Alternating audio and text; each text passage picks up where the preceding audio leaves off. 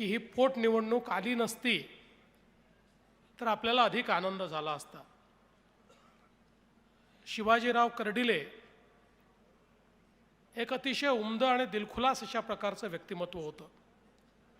पंकजाताईंनी आता त्यांच्याबद्दल अनेक गोष्टी सांगितल्या।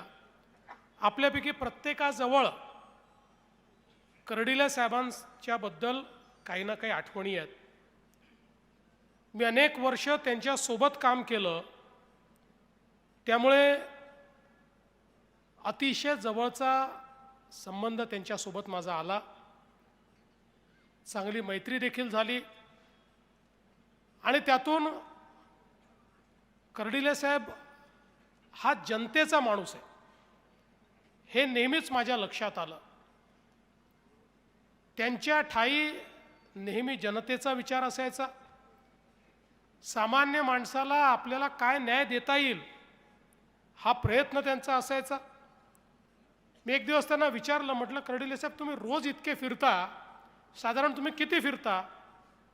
ते म्हणाले मी ॲव्हरेज किमान 60 किलोमीटर आणि कमाल 100 किलोमीटर रोज फिरतो। इतक्या मोठ्या प्रमाणात त्यांचा हा जनसंपर्क असायचा आणि अतिशय चाणक्ष बुद्धी। राजकारणामध्ये अतिशय धोरणी अशा प्रकारचे राजकारणी कर्डिले साहेब होते। कोणाला नेता बनवायचं आणि कोणाचा करेक्ट कार्यक्रम करायचा याची नेमकी माहिती असलेले कर्डिले साहेब होते। आज या निमित्ताने मला या गोष्टीचा उल्लेख केला पाहिजे की निवडणूक होत असताना आमचं असं मत होतं की राहुरीची निवडणूक असो की बारामतीची निवडणूक असो, दोन्ही निवडणुका बिनविरोध झाल्या पाहिजेत। आपल्या महाराष्ट्राची एक संस्कृती आहे।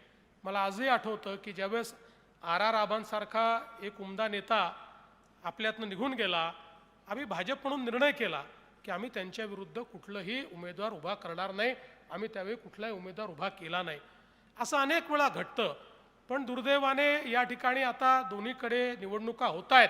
पण मला एका गोष्टीचं समाधान आहे की मी प्राजक्त तनपुरे यांना एक कॉल केला आणि त्यांना मी सांगितलं, प्राजक्तजी माझी तुम्हाला विनंती आहे, शिवाजीराव कर्डिले यांच्यासारखा एक जुना जाणता नेता हा आपल्यातनं गेला आहे। हे बाय इलेक्शन आहे, तुम्ही या इलेक्शनमध्ये जर माघार घेतली तर महाराष्ट्राचा जो आपली महाराष्ट्राची संस्कृती आहे त्या संस्कृतीला धरून अशा प्रकारे आपण निर्णय घ्यावा। आणि एका मिनिटामध्ये प्राजक्त तनपुरे यांनी माझं म्हणणं मान्य केलं आणि त्या ठिकाणी ते निवडणुकीला उभे राहिले नाहीत, त्यांनी निवडणुकीतनं माघार घेतली। त्याबद्दल त्यांचेही मी जाहीरपणे मनापासून या ठिकाणी आभार मानतो, कारण हीच संस्कृती आपल्याला अपेक्षित आहे।